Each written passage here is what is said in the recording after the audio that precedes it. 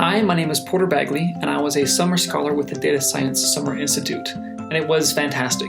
Hi, my name is Tegan Zuniga, and I was a DSSI intern for the summer 2020. I loved the seminars on topics like advanced regression and computer experiments.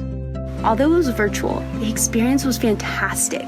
I was able to work with other interns of different skill levels, and I was paired with a mentor that taught me all about lab life. And I especially loved the opportunity to work with a small team of other scholars on a data science project. That was my first experience owning a data science project from start to finish, and I learned a lot through that process. Things that I couldn't learn in these structured labs or projects that I might work on in school.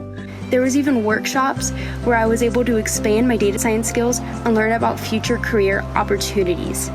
We were given a problem to solve that was unstructured, and it was totally up to us to determine what the best method to solve it was and to see what results we could get.